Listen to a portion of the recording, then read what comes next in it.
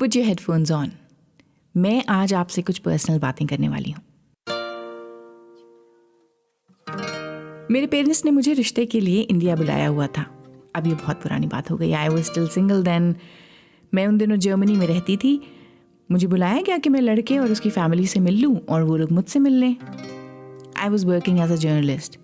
I was young, I was independent. सच पूछिए तो मुझे यकीन था कि मेरी जैसी लड़की को कौन नहीं पसंद करेगा। खैर, उस मुलाकात में वो लोग ये जानना चाहते थे कि एज अ जर्नलिस्ट मैं करती क्या हूँ, फील्ड में काम करती हूँ या डेस्क पर होती हूँ। और इससे पहले कि मैं अपने काम के बारे में उन्हें ज़्यादा कुछ बता पाती, someone in the family said something very shocking. You're listening to BBC Podcast, Drama Queen. उन लोगों को बताया गया, असल में Samra is a very talented girl. वो जो कुछ भी करती है बहुत सलीके से करती है। समझ लीजिए कि समरा ने अगर झाड़ू भी लगाई है तो आप बता सकते हैं कि आज झाड़ू समरा ने लगाई है। थोड़ी देर के लिए मुझे समझ नहीं आया कि क्या झाड़ू लगा लेना मेरी सबसे बड़ी खूबी, सबसे बड़ी काबिलियत है। लेकिन मैं ये समझ गई थी कि उस एक लम्हे की बेचैनी में लड़के वालों को ये बता देना चाहते थे कि लड़की को उसकी काबिलियत, उसके अचीवमेंट्स की बुनियाद पर जज मत कीजिए। एक ऐसी लड़की की तरह मत देखिए जो काबिल है या जो खुद को एक अचीवर की नज़र से देखती होगी, बल्कि एक ऐसी लड़की की तरह देखिए जिसे पता है कि समाज में अच्छी लड़की कौन कहलाती है, किन खूबियों की बुनियाद पर एक लड़की को शादी के लिए पसंद किया जाता है। जो बात है होठों पे ला के देखिए। ये सिर्फ मेरी कहानी नहीं है। अपने इर्द गिर्द नज़र घुमाइए, आपको महसूस होगा, आपको नज़र आएगा कि बहुत सी कहानियाँ ऐसी ही हैं। बात सिंपल है, कुछ बातें इतनी नॉर्मलाइज कर दी गई हैं कि उनकी शिकायत करने वाला ड्रामा क्वीन कहलाता है, शायद जैसी मैं इस वक्त आपको लग रही होंगी। ये जब हमने लड़कियों से बात की है, I am talking about educated girls, बहुत प्राइड लेके बोली कि कभी किसी को मालूम नहीं पड़ेगा कि मैं खुश नहीं हूँ। नजरें चुरा चुके बहुत, अब नजरें मिला के देखी। तो आज ड्रामा क्वीन के इस एपिसोड में सवाल यही है कि ये कैसे तय होता है कि कम पढ़ी लिखी लड़की या नॉन प्रोफेशनल कोर्सेज से आने वाली लड़की बेहतर बहू, बेहतर माँ या बेहतर बीवी साबित होगी। क्या ये फैसले वाकई लड़कियों के लिए भी बेहतर हैं? इस कॉन्वर्सेशन में मेरे साथ आप सुनेंगे शिरीन खान को, जिनका ताल्लुक इंडियन स्टेट महाराष्ट्र से है। She is a lawyer by profession. Iram Hafeez is a professor in Karachi's Iqra university. Media studies की वो प्रोफेसर हैं, लेकिन इससे पहले वो जर्नलिस्ट भी रह चुकी हैं और उसके बाद एडवर्टाइजिंग इंडस्ट्री में भी काम कर चुकी हैं। She is a researcher too. And finally we have Deepa Narayan with us, जिन्हें आपने हमारे प्रीवियस एपिसोड में भी सुना। दीपा वर्ल्ड बैंक और यूएन जैसी ऑर्गेनाइजेशंस के लिए पॉवर्टी, जेंडर और डेवलपमेंट के इश्यूज़ पर एडवाइज़र रह चुकी हैं। 17 से ज़्यादा किताबें लिख चुकी हैं और उनकी जो लेटेस्ट किताब है Chup, breaking the silence about Indian women, उन टॉपिक्स को एक्सप्लोर करती है जो समाज में औरतों और मर्दों के दरमियान खुशनुमा रिश्ता बनने नहीं दे रहे। So welcome ladies. I am so glad. Thank you so much. Thank you. Thank you. Could you hear me clearly? Iram here. Hi Iram. Yes. Very quickly मैं अगर एक चीज आपको बताऊं, आप जो अपनी कहानी सुना रही थी मैं बड़ा रिलेट कर रही थी, क्योंकि ऐसे ही एक्सपीरियंसेस मैंने भी अपनी जिंदगी में देखे। और जिंदगी में फिर आपको मतलब ये फैसला करना पड़ता है कि किस कमी को रहने देना है। वो ये कहते हैं कि जी अगर आप ये सारी चीजें कर सकते हैं तो वेल एंड गुड, आप बिल्कुल पर्सनल फ्रंट पे भी खेलें, प्रोफेशनल फ्रंट पे भी, वरना फिर आपके पास चॉइस है, आप एक चीज चूज कर लें। लेकिन मैं सीरियसली चाहूंगी कि आप वो किस्सा बयान कीजिए कि वो बहुत जरूरी है। कौन सा वाला? ये भी अच्छा सवाल है। मैं असल में आपको बताऊं, मैंने एडवर्टाइजिंग एजेंसी ज्वाइन की हुई थी और ये वो दौर था जब आपकी ज़ाहिर है 24-25-26 साल की उम्र हो जाती है। 25 साल की उम्र थी तो मेरे वालिद को ये ख्वाहिश थी कि भाई अब शादी हो जानी चाहिए, एटलीस्ट शादी ना हो रिश्ता तय हो जाए। अब एडवर्टाइजिंग एजेंसीज हो या जर्नलिज्म हो, आपको पता है कि अक्सर ऐसा होता है कि आपके पास डेडलाइंस होती हैं, शाम में काम आ जाता है। तो इसी तरह का सिलसिला मेरे साथ कोई 2 दफा हुआ कि रिश्ते वाले आके बैठे हुए थे और मुझे मेरी वालदा ने बताया था एक दिन पहले या सुबह फोन करके कि भाई शाम को जरा टाइम से घर आ जाना। मगरिब की अजान एक क्राइटेरिया होता है कि मतलब वही 6, 7, 5 बजे तक आप आ जाइएगा जैसे भी। उस दिन ये हुआ कि हमारे पास कुछ कैंपेन आ गई और बॉस ने कह दिया कि जी ये करके जाना है। मैं क्रिएटिव्स में थी, कॉन्सेप्ट कॉपी राइटिंग मेरा काम था, जब तक कैंपेन रेडी नहीं होगी आप जा नहीं सकते। तो मैं नहीं पहुंच पाई और मैंने अपनी वालदा को बताया, मैंने कहा भैया आप देख लें, उनको मना कर दें। लेकिन वो समहाउ ऐसा हुआ कि दे रीच देयर, मतलब मेरे घर पहुंच गए। बहरहाल मैं नहीं पहुंच पाई टाइम पे। जब मैं पहुंची तो काफी लेट हो गया था। एक दफा तो ये हो कि वो चले गए थे, दूसरी दफा ये हुआ कि वो बैठे हुए थे और मैं पहुंची। तो वो मेरे वालिद जो हैं वो खुल के तो नहीं मुझे प्रोफेशन से रोकते थे या करियर से, लेकिन वो बड़ा खामोश हो गए बिल्कुल। उन्होंने मुझसे एक दो दिन बात नहीं की और नाराज की। और फिर उन्होंने मेरी वालदा से कहा कि भाई इससे कहो कि ये या तो मैनेज करे, शाम तक आ जाया करे, वरना फिर ये कि छोड़ दे एजेंसी को, इतनी जरूरत नहीं है इस जॉब की। कोई वही वाली बात ना कि कोई मतलब हम भूखों नहीं मर रहे हैं, हम खिला हाँ, सकते हैं। हम अभी तुम्हें बिठाल अच्छा के खिला सकते हैं।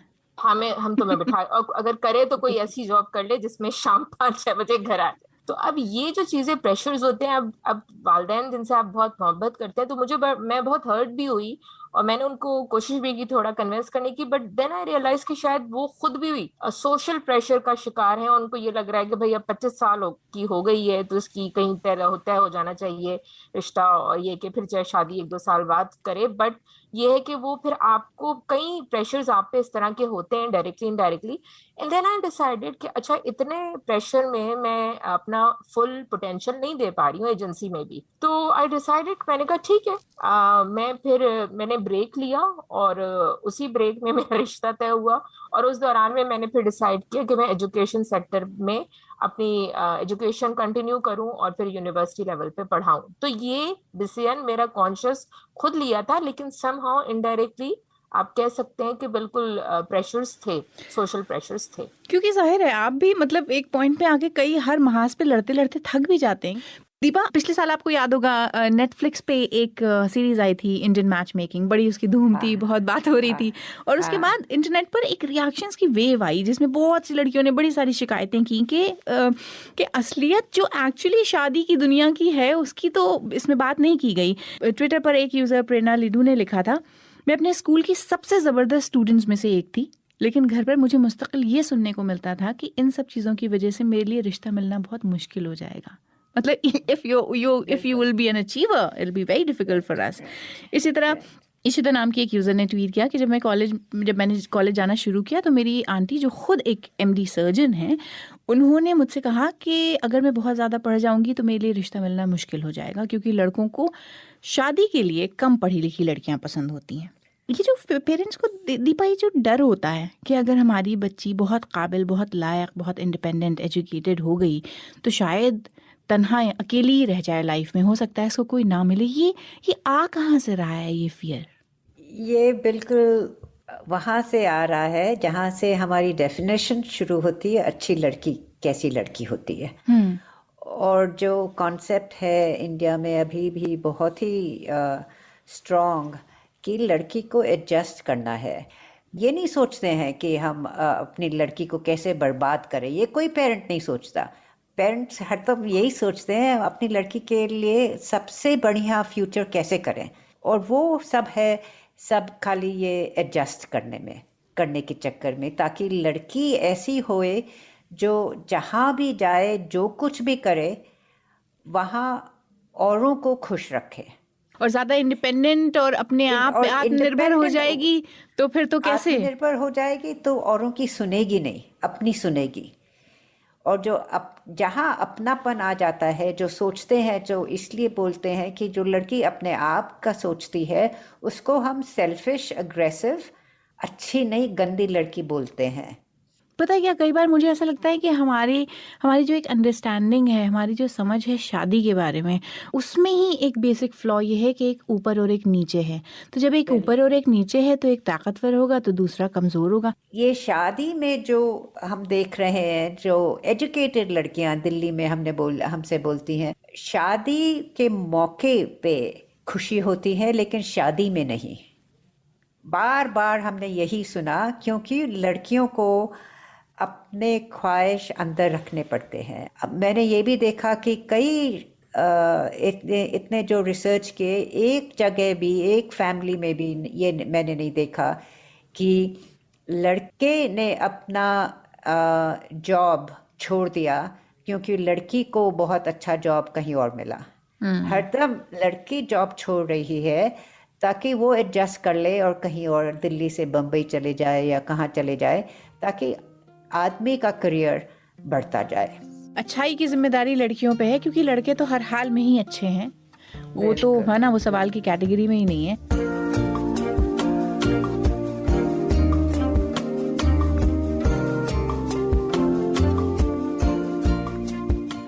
दीपा नारायण ने अपनी टेड टॉक में एक बहुत खूबसूरत बात कही थी। On one hand we love our daughters, on the other hand we crush them. बेटी को रिवायती डेफिनेशंस के मुताबिक एक अच्छी लड़की बनाने के नाम पर हम उसके ख्वाबों को, अरमानों को कुचल देते हैं और उन्हें ज्यादतियां बर्दाश्त करने के लिए तैयार करते हैं, और इसे नाम देते हैं एडजस्टमेंट। मुझे तो ये हैरानी होती है दीपा, मैं ये सोचती हूँ कि जब ये कहा जाता है कि तुम्हारी खुशी नहीं, लोगों की खुशी बहुत इंपॉर्टेंट है, मैं अपने आप से सवाल करती हूँ कि अगर मैं खुश नहीं हूँ, क्या मैं अपने इर्द गिर्द लोगों को खुश कर सकती हूँ? क्या मेरी उदासी, मेरी मायूसी ट्रांसफर नहीं होगी लोगों में? बिल्कुल होगी, लेकिन ये भी हमको, अच्छी लड़की वो है जो अपने दुख बिल्कुल अंदर छुपा के रखती है ताकि किसी को कभी मालूम भी नहीं पड़े। और ये जब हमने लड़कियों से बात की, and I am talking about educated girls, बहुत प्राइड लेके बोली कि कभी किसी को मालूम नहीं पड़ेगा कि मैं खुश नहीं हूँ। अगर आप पुरानी हिंदी फिल्म्स देखें तो हीरोइन को बहुत सफरिंग दिखाते हैं, तो ये सब डिवाइड भी अंदर बहुत चला जाता है कि अगर हम बहुत खुश हैं, समथिंग इज रॉन्ग, हम अच्छे नहीं हैं। Shireen, how are you feeling about this discussion? Oh, I am enjoying it.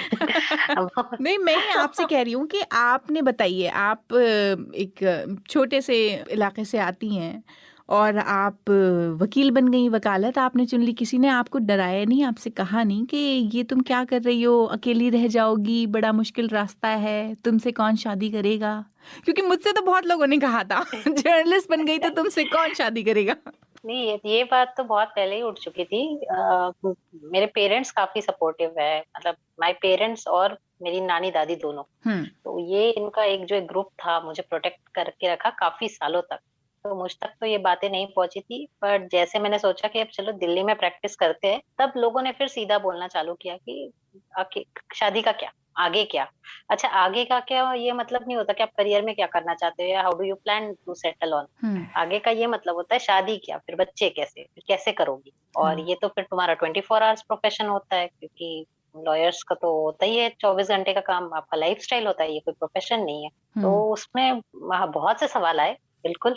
लेकिन शिरीन, जैसे अब आप दिल्ली में आप प्रैक्टिसिंग लॉयर हैं, तो मैं ये भी सोचती हूँ कि कई बार आपका जब उठना बैठना, आपका सोशल सर्कल बदल जाता है। जैसे आई इमेजिन कि आपका एक बहुत पढ़े लिखे तबके में अब उठना बैठना होगा, ऐसे लोग होंगे जो ब्रॉड माइंडेड होंगे, खुली जहनियत के होंगे, और उनको इन सब बातों से नहीं फर्क पड़ता होगा।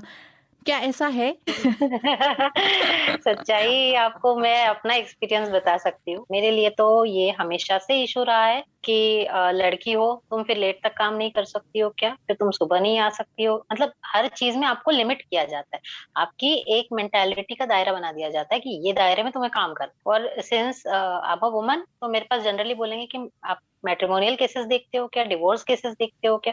मैं अपना फोर्टे कमर्शियल में बनाना चाहती हूँ, तो ये लोगों के लिए काफी अपसेटिंग हो जाता है कि आप लड़की हो के आप कमर्शियल में कैसे काम कर रहे हो, या आप सिविल क्यों ले रही हो, आप मैट्रिमोनियल केसेस देखो ना, वो आपके लिए ज्यादा बेहतर रहेगा। और सच बताऊं तो मेरी फर्स्ट जॉब में काफी, मतलब लॉयर्स के साथ काम कर चुकी हूँ, सीनियर लॉयर्स के साथ। आपको लॉयर नहीं, एक लड़की की तरह ट्रीट किया जाता है।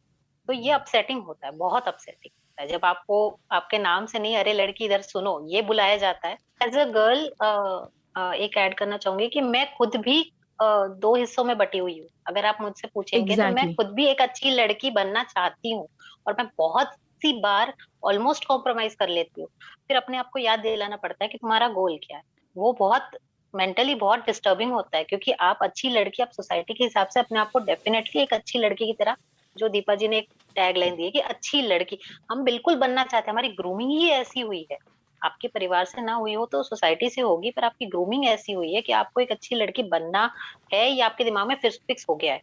मुझे यही लगता है कि लड़कों के सामने ये मसला नहीं होता है कि आपको ये चाहिए या ये चाहिए। You will get best of both the worlds, है ना। आप प्रोफेशन में भी जो करना चाहते हैं, आप जितना कामयाब होना चाहते हैं, आगे बढ़ना चाहते हैं, आप बढ़िए, वो आपका हक है। और घर शादी के मामले में भी आप अच्छे से अच्छा डिजर्व करते हैं। लेकिन लड़कियों के मामले में कई बार आपको ये खौफ होता है कि ऐसा ना हो कल को ना खुदा ही मिला ना विसाले सनम, नौकरी के चक्कर में शादी ना हो और फिर नौकरी का भी मजा ना रह जाए, या शादी हो गई तो जैसे my family did not want me to be a journalist. और उस वक्त मैंने अपने आप से ये सवाल किया था कि क्या मैं अपने ख्वाबों से बेईमानी करके खुश रहूंगी? क्या जिंदगी में कभी मुझे इस बात की तकलीफ तो नहीं होगी कि उफ मैं क्या क्या कर सकती थी और मैंने नहीं किया। और मैंने एक बहुत मुश्किल सफ़र चुना, मैंने एक मुश्किल रास्ता चुना जिसमें बहुत सी नाराज़गियाँ शामिल थीं। तो इतना मुश्किल ये जो रास्ता होता है, मुझे कई बार ये लगता है कि क्या वो लोग जो हमें चाहते हैं, क्या उन्हें हमारी तकलीफ से तकलीफ नहीं होती? इंडिया में और साउथ एशिया में, एक्चुअली दुनिया भर में, लेकिन इंडिया में अभी फैमिली ओरिएंटेशन बहुत ताकतवर है। तो फैमिली में जो प्यार है वो तो सब लोग को अच्छा लगता है, लेकिन वो प्यार कंडीशनल प्यार है कि अगर तुम हमारी सुनो तब हम तुम्हें प्यार करेंगे, तब हम तुम्हें प्यार करेंगे। अच्छा, दूसरी बात जो मैं कहना चाहूँगी, जो हम लोग ने अभी इतनी बात नहीं की, कि लड़कियों का फ्यूचर, लड़कियों की ज़िंदगी बदलने में, लड़कियों की शादी करियर सब बदलने में आदमियों को या लड़कों को बदलना है। जब तक लड़के और आदमी लोग नहीं बदलेंगे तब तक जो कुछ भी हम औरतें कर लें उसमें बहुत मुश्किल पड़ेगी। चांद आधा रात आधी है फिर किस काम के, साथ आधा बात आधी है बस फिर नाम के। हर साल हम अखबारों में देखते हैं कि the girls over performed boys boards exams में, उनके बहुत अच्छे नंबर आए, लड़कों से कहीं ज़्यादा अच्छे नंबर आए। लेकिन all India survey on higher education की जो लेटेस्ट रिपोर्ट है वो ये कहती है कि अभी भी जो प्रोफेशनल कोर्सेज में एडमिशन लेने की जो लड़कियों की तादाद है वो बहुत कम है। हाँ, मेडिकल में ये है कि हाँ पिछले 5 सालों में कि उसमें लड़कियों की परसेंटेज बहुत हाई थी, 13.5 लाख में से 8.5 लाख लड़कियां ही थी। सो जो एक कॉन्सेप्ट है कि देखें कुछ पेशे हैं जो लड़कियों के लिए ठीक हैं, कुछ हैं जो ठीक नहीं हैं। आप टीचर बन जाइए, आप डॉक्टर बन जाइए, ठीक है, मुनासिब है, ऐसा थोड़ी है कि हम आपको रोक रहे हैं। लेकिन अब ये नहीं है कि आप कुछ भी बनना चाह रहे हैं। पाकिस्तान में किस तरह की सिचुएशन है? ये बड़ा मजे का क्राइटेरिया है कि जब वो शादी के लिए लड़की देखने जाते हैं ना, वो कहते हैं कि डॉक्टर बहू चाहिए जो गोल रोटी बना सके। समझिए ना बात, डॉक्टर बहू जो गोल रोटी बना सके। तो अब वो मतलब कहने को ये कि वो डॉक्टर होना उसका एक तुर्रा इम्तियाज है, एक उसका एडिशनल आप यूएसपी कह लें, लेकिन करियर परस्यू नहीं करना है, बनाना गोल रोटी ही है। आपने जो आप बात कर रही हैं वो बिल्कुल यहाँ पे 16 आने पाकिस्तान में है, बल्कि मामलात कुछ इससे भी ज्यादा गंभीर हैं। प्रोफेशनल कॉलेजेस की आप बात जो कर रही हैं, तो अगर मैं बात करूं यूनिवर्सिटीज में हार्डली जो है 10%, 9 to 10%, ये भी एक मुहताद अंदाजा है कि अब जाके 2021 में लोग पहुंच पाते हैं। और उसमें भी अगर आप बात करें, जब प्रोफेशन या करियर चूज करने की बात आती है, तो आपने बिल्कुल सही कहा कि जो 3 शोबे हैं जो हमारे यहाँ बहुत पॉपुलर समझे जाते हैं या बहुत मौजू खवातीन के लिए समझे जाते हैं, लड़कियों के लिए, एक है तालीम का, एजुकेशन, दूसरा है तेब सेहत का यानी हेल्थ, कि डॉक्टर बन जाएं या नर्स बन जाएं, और तीसरा है समाजी सरगर्मियां, सोशल वर्क। और इसकी जो कोर है वो ये बनती है कि जो खवातीन है, लड़कियां, उनसे एक्सपेक्ट किया जाता है वही जो बात अभी दीपा ने कही कि हमारे जहन में ये होता है कि लड़की का काम है दूसरों का ख्याल करना, दूसरों की केयर करना, अगली नस्लों की तरबियत। तो अगर आप देखें जो तीनों शोबजात हैं यानी तालीम, तिब और सोशल वर्क, ये कई इसमें जो कोर है वो यही है कि जी दूसरों का ख्याल करना, ग्रूमिंग करना, तरबियत करना, केयर करना। उसमें भी मजे की बात है कि एक रिपोर्ट है रीसेंट बिल्कुल, और वो हमारी जो पाकिस्तान मेडिकल एसोसिएशन है उन्होंने पब्लिश की। उनका कहना है कि जी 60% से ज्यादा मेडिकल कॉलेजेस में, यूनिवर्सिटीज में लड़कियां होती हैं, लेकिन उनमें से हार्डली आधी लड़कियां 36% जो हैं वो करियर परस्यू करती हैं, यानी वो डॉक्टर्स बनने के बाद जो इतना उन पे इन्वेस्ट होता है वो अपने as a professional doctor continue करती है। मेजॉरिटी गिव अप कर देती है। उसके बाद वो Reason अच्छी क्या है? लड़कियां बन जाती हैं। उसके बाद वो, क्योंकि उन्हें असल में हमारे यहाँ सिनेरियो ये बन रहा है कि हमारे यहाँ, जैसे अगर मैं पाकिस्तानी सोसाइटी की बात करूं खास तौर पे, और शायद किसी हद तक आई एम नॉट श्योर, लेकिन दीपा बताएंगी कि इंडियन सोसाइटी में, शीरीन बताएंगी क्या सिचुएशन है, लेकिन हमें जनरली ये नजर आता है कि जो बहुत एलिजिबल बैचलर्स हैं लड़के खास तौर पे, जो फील्ड में भी अच्छा काम कर लेते हैं, करियर में भी, और जिनके पास डिग्री है, वो अपनी टर्म्स एंड कंडीशन पे जिस किस्म की लड़कियों को उमूमन ज्यादातर मेजॉरिटी पसंद करते हैं, वो वही लड़कियां होती हैं जो कि जिसे कहते हैं ना कि वो ठीक है, अगर वेल क्वालिफाइड है तो बहुत अच्छी बात है, लेकिन एज ज्यादा नहीं होनी चाहिए, और एक खास स्टैंडर्ड और क्राइटेरिया बनाया हुआ उन्होंने, जिसमें ये है कि वो उनके लिए एक किस्म की जिसे कहते हैं कि ट्रॉफी होती है उनके लिए, जो उनकी वाइफ्स होती है, ट्रॉफी वाइफ्स होती हैं। और करियर परस्यू करने को अगर बात की जाए तो ऐसी खवातीन जो कि शायद एमबीए भी हों, या जैसे मैंने कहा एमबीबीएस डॉक्टर्स हैं, या दूसरे प्रोफेशंस में हैं, वो ये उन्हें लगता है कि वो फिर चॉइस नहीं है उनके पास। अगर मैं वेल ऑफ हूँ, मैं वेल एस्टेब्लिश हूँ करियर में, तो मेरी बीवी को काम करने की क्या जरूरत है। मतलब यहाँ पे लड़की के लिए या औरत के लिए हमारी सोसाइटी में, और ये इनग्रेन्ड है कि उसके लिए करियर परस्यू करना या अपनी मर्जी का प्रोफेशन चूज करना या अपने ख्वाबों की तकमील, वो कोई उसकी यानी बुनियादी जरूरत या हक नहीं है, बल्कि एक्चुअली अगर हम वो दे रहे हैं तो वो उसको हम एक किस्म की लग्जरी दे रहे हैं, या उसको प्रिविलेज दे रहे हैं, या हम उस पर एहसान कर रहे हैं। तो फिर उसमें ये मामलात आ जाते हैं कि अगर आपको एलिजिबल बैचलर्स चाहिए और आपको अच्छा पार्टनर चाहिए, तो एक खास एज तक आपकी शादी हो जानी चाहिए। और करियर अगर आपने ठीक है प्रोफेशनल डिग्री ले भी ली है, तो करियर का फैसला आप ना करें, बेहतर है करियर परस्यू ना करें, या करें तो हस्बैंड की मर्जी से करें, या जब टाइम हो तो कर लें। तो ये एजुकेटेड क्लास में भी ये बहुत ज्यादा इनग्रेन है। तो मतलब यानी औरत के लिए, लड़की के लिए ये जो करियर चॉइस है ये कहीं सेकेंडरी है, और वही कि जी आपका बुनियादी रोल जो है वो होम मेकर है। और होम मेकर भी वो जिसका काम घर चलाना, बच्चे पैदा करना, बच्चों को पालना, और हस्बैंड के लिए ट्रॉफी वाइफ बन के रहना है, चाहे आप किसी भी क्लास से बिलोंग क्यों ना करते हो। मेजॉरिटी, उसमें एक्सेप्शंस आप हटा दीजिए। इंडिया में भी हमने जब किताब लिखी तब भी हम भी यही सुनते थे, लड़की को डबल ड्यूटी करनी है, अगर काम करे तो ठीक है, लेकिन शाम को गर्म फुल्का बनाना है।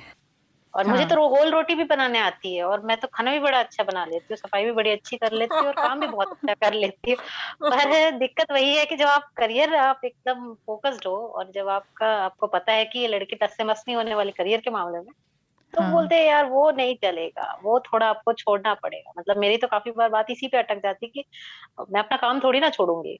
ये जो ये बात अभी शिरीन ने कही, ये वही वाली बात है कि जो कहते हैं कि प्रोफेशनल औरत एक अच्छी माँ, एक अच्छी बीवी नहीं बन सकती। ये बहुत सवाल उठते हैं। इनिशियली मुझे बड़ी फिक्र होती थी इसकी कि मैं एक अच्छी माँ साबित हूँ, और 1 साल बाद मैंने उस चीज को रिज्यूम किया अपने करियर को, और फिर पढ़ाई भी शुरू की, और बल्कि डबल मेहनत के साथ और डबल स्ट्रेंथ के साथ। लेकिन शुरू के साल बड़े मेरे लिए चैलेंजिंग थे। एक चीज जो आप सीख जाते हैं with the passage of time, कि अगर आपका क्लोज सपोर्ट सिस्टम आपके साथ है, जैसे शिरीन ने कहा कि उनके पेरेंट्स हैं, और वही वाली बात है, आपके ब्लॉग में भी मैं पढ़ रही थी कि बहुत सारी औरतों की आपने बात की जिनके पीछे एक ऐसा आदमी है जिसने उस सपोर्ट से उनके ख्वाबों को, उनकी बहुत सारी एस्पिरेशंस को पॉसिबल बनाया। जैसे वो कहते हैं ना कि किसी कामयाब आदमी के पीछे एक औरत का हाथ होता है। ये कोई बात नहीं करता कि कामयाब होते होते रह गई किसी औरत के पीछे किसका हाथ होता है। क्यों क्यों आदमी खड़े होकर, है ना, औरत को भी उस तरह सपोर्ट क्यों नहीं कर सकते। और जो इस तरह के प्रेशर्स बिल्ड होते हैं कि नौकरी भी करोगी तो घर कैसे चलेगा, तो अगर नौकरी दोनों पार्टनर कर रहे हैं तो घर भी दोनों क्यों नहीं चला सकते। आधी आधी जिंदगी है, साथ आधा है,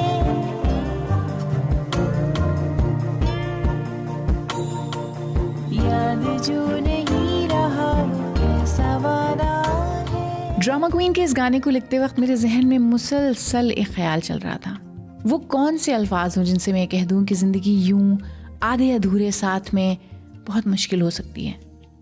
वो अल्फाज कहाँ से लाऊं जो यकीन दिला दें कि एक दूसरे का हाथ थाम कर तो देखिए, मैं और तुम के दायरों से निकल कर तो देखिए, मिलकर ख्वाब सजा कर तो देखिए, जिंदगी बहुत खुशनुमा हो सकती है। सबसे इम्पोर्टेंट है कि अपने, जो अभी एरम बोल रही थी, कि अपने आप में बिलीव करना है, और जो आवाज़ें आती हैं कि ये नहीं करो वो नहीं करो, उनको एक कान से सुनो और दूसरे कान से निकाल दो।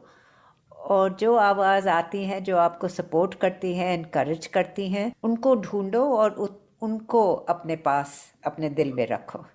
दीपा, जब हम चेंज की बात करते हैं ना कि हमें ये करना चाहिए, हमें यूं करना होगा, तो change is not something very easy, और कई बार बहुत स्ट्रॉन्ग रेजिस्टेंस होता है उसके लिए कि हमें क्यों करना चाहिए। तो इसलिए मुझे लगता है हमें ये समझना बहुत ज़रूरी है कि क्यों करना होगा और उससे खुद लड़कों को और आदमियों को भी क्या फ़ायदा होगा। जैसे कहते हैं ना कि एक लड़की को पढ़ाओ तो पूरी फैमिली को पढ़ा दे रहे हो। क्योंकि लड़कियां चाहे काम करें चाहे न काम करें, चाहे घर पे रहें या चाहे माँ बने चाहे नहीं माँ बने, ज़्यादातर लड़कियां औरों का भी सोचती हैं। तो वो जब औरों का सोचती हैं और खुद बदल गई हैं तो उनका इम्पैक्ट औरों पर ऑटोमेटिकली हो जाता है। मेरे ख्याल में हमारी सोसाइटी का ये बहुत बड़ा प्रॉब्लम है कि लोग क्या कहेंगे, क्योंकि अगर हम चीज़ों को खुद बदलना चाहें, कैसे? हम खुद तो पूरी समाज को तो नहीं बदल सकते, तो हम क्या करें, कहाँ से शुरू करें? जहाँ पे हो वहाँ से शुरू करो। अगर आप अभी घर पे हैं तो घर पे अपने घर में शुरू करें, अगर काम पे हैं तो काम पे शुरू करिए। और 2 क्वेश्चंस पूछें जो मैंने अपनी ज़िंदगी में पूछे हैं। एक तो वाई नॉट, क्यों या क्यों नहीं। अगर हम ये क्यूरियोसिटी अपनी ज़िंदगी में लाएं हर चीज़ के लिए, ये क्यों कर सकता है, मैं क्यों नहीं कर सकती, इसको क्यों परमिशन नहीं चाहिए और मुझको परमिशन चाहिए, ये छोटी छोटी बातों से बहुत बदलाव आ सकता है। और दूसरा, एक दूसरों को सपोर्ट करो। अगर किसी के साथ जाती होए, चुप नहीं रहें, बोलें। क्योंकि कई बार जो पहले बात हुई थी कि पेरेंट्स ऐसे क्यों करते हैं या हस्बैंड्स ऐसे क्यों करते हैं, उनको मालूम ही नहीं कि लड़कियां अपने ख्वाहिश अंदर रख रही हैं या कुचल रही हैं। बिल्कुल सही। एक तो हम रोल मॉडल्स ढूंढते रहते हैं, तो हमें रोल मॉडल बनना पड़ेगा। मैं अब इस नतीजे पे पहुंची हूँ कि जब मैं करियर शुरू कर रही थी और मैं आसपास नजर दौड़ाती थी तो बहुत कम मुझे रोल मॉडल्स फीमेल्स नजर आती थी जिन्होंने स्टैंड लिया। नजर आती थी लेकिन जनरली मैंने क्या देखा कि या तो वो तन्हा है, मुझे ये बताया गया और ये बार बार बावर कराया गया कि जो खवातीन करियर चूज करती हैं तो चाहे वो किसी भी प्रोफेशन से हो तो वो या तन्हा रह जाती हैं। कई लोगों ने कहा कि जी जर्नलिज्म में जो खवातीन जाती हैं और मीडिया में और फील्ड्स में, या तो वो डिवोर्सी होती हैं या वो विडो होती हैं या वो शादी नहीं करती हैं। तो इस किस्म की बातें हमारे माशरे में, लेकिन हमें कहीं ना कहीं उस चीज को, उस बैरियर को, उस इल्यूजन को तोड़ना होगा, रोल मॉडल नहीं। बनना होगा। और बहुत से ऐसे लोग हैं जिनको सुनकर हौसला मिलता है कि yes this is achievable, this is doable. और ऐसा नहीं है, हमें बदनुमा तस्वीर दिखाई जाती है चीजों की, लेकिन तस्वीर खुशनुमा भी होती है, अच्छी तस्वीर भी होती है। And it usually starts at home. एक चीज़ और बोलना चाहूँगी कि ये जो आपने बोला था कि बहुत अकेलेपन, बहुत लड़ना पड़ता है, बहुत थकावट होती है। यस बिल्कुल, ये हम लोग जिसने भी कुछ काम किया है वो सबको फील होता है। दीपक, कोई मुझसे कहता है कि oh wow you are so successful, you are doing well, और मुझे लगता है कि आधी से ज्यादा एनर्जी तो मेरी सरवाइव करने में निकल गई, सिर्फ बचा के चलने में खर्च हो गई। मेरी जिंदगी में मेरे क्लोज फ्रेंड्स या सपोर्ट नेटवर्क नहीं थे, लेकिन आजकल what it's possible because of technology, और क्योंकि हम जानते हैं, रिसर्च से जानते हैं कि जब औरतें, आदमियों का भी एग्जैक्टली द सेम, लेकिन मैं औरतों की बात कर रही हूँ, जब औरतें एक दूसरों को सपोर्ट कर देने लगती हैं, इसका ये मतलब नहीं है कि बेस्ट फ्रेंड, लेकिन अगर सर्कल बन जाता है, मैं उनको बोलती हूँ चुप सर्कल, ताकि आपको, अगर आप बहुत दिक्कत में है, अगर आप किसी को फ़ोन उठा के बात कर सकती हैं, ताकि वो आपको कोई मदद ऐसे नहीं दे पाए, खाली सुन ले, तो उससे ही बहुत हौसला बढ़ता है. I think we have covered so much and such interesting things. Thank you so much, ladies. Thank you. बहुत अच्छा लगा सबसे बात, सबकी बात सुनने में.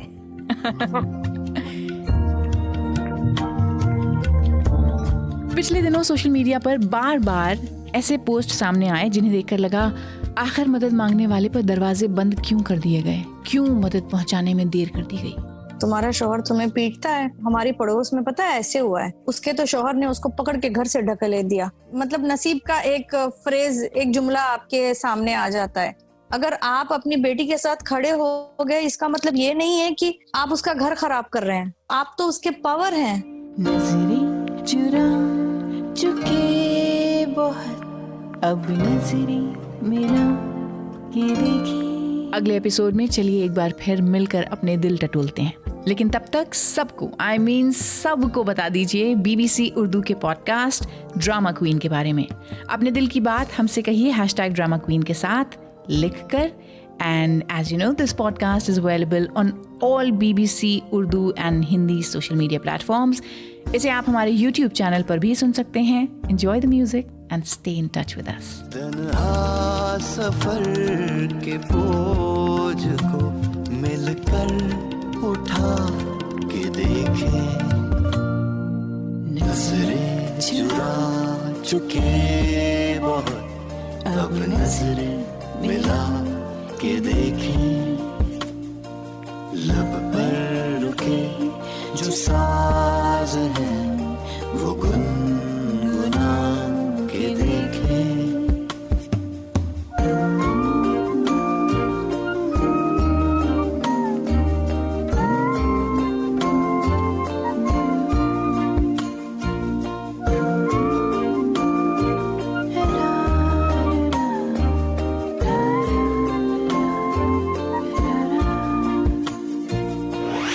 BBC